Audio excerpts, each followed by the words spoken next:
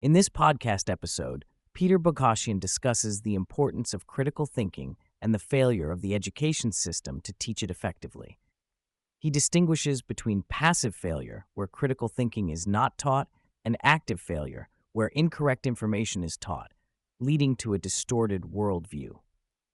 Boghossian introduces the concept of street epistemology, where he engages with people on the street to challenge their beliefs and encourage them to think critically. Through these interactions, he observes that people often align their beliefs with their moral values rather than evidence, leading to a lack of critical thinking. Boghossian highlights the shortcomings of the education system in teaching critical thinking.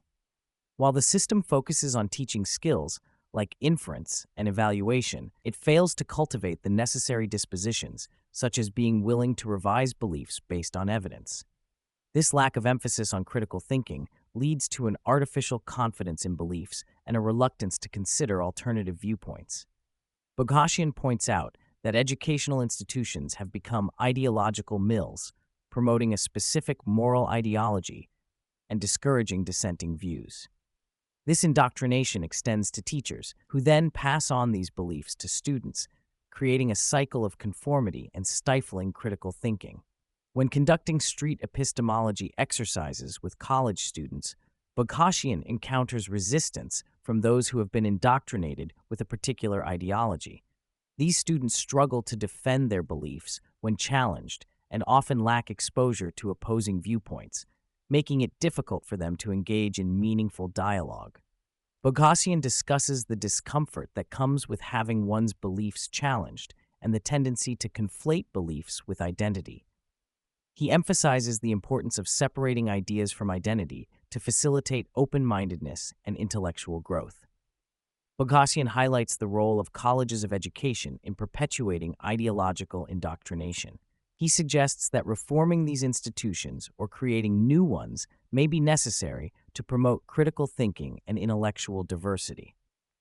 Boghossian advocates for a more competitive educational sector where parents have the freedom to choose schools that prioritize critical thinking.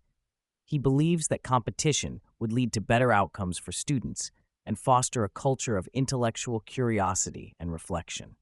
Boghossian warns of the consequences of failing to teach critical thinking as it impacts the next generation of leaders and the values of Western society.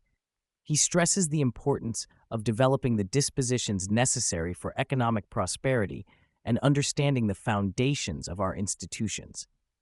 Boghossian describes the current era as a uniquely stupid time in human history, characterized by the prevalence of woke ideology. He criticizes the core beliefs of this ideology, highlighting the flawed notion that every disparity in outcomes is solely due to systemic issues. He points out the fallacy of attributing all racial disparities to the system, citing examples of success rates among historically discriminated groups that do not align with this narrative. The conversation shifts to the education system, with Boghossian emphasizing the lack of critical thinking skills among students. He explains how the current educational model focuses on rote memorization and regurgitation of information, rather than fostering a deep understanding of subjects. Boghossian advocates for a shift towards teaching students how to think critically and apply knowledge effectively. To address the shortcomings of the education system, Boghossian suggests the need for alternative structures for education. He mentions examples like homeschooling cooperatives and charter schools as viable options to provide a more comprehensive and engaging learning experience for students. By creating new educational models that prioritize critical thinking and intellectual development, Boghossian believes it is possible to counter the influence of woke ideology in academia. The hosts discuss the role of media in shaping cultural narratives and influencing public discourse. They highlight the success of alternative media platforms in challenging mainstream narratives and providing a platform for diverse voices. By promoting open dialogue and critical thinking, these media outlets contribute to a more nuanced understanding of complex issues and help counter the spread of woke ideology. Boghossian emphasizes the importance of having honest and forthright conversations, even when addressing controversial topics. He argues that engaging in open dialogue and seeking to understand differing perspectives can lead to more productive discussions and potential solutions to societal challenges. By valuing resilience and discomfort as essential components of growth and achievement, individuals can overcome ideological divides and work towards common goals. While acknowledging the challenges posed by woke ideology and the current state of society, Boghossian remains optimistic about the potential for change.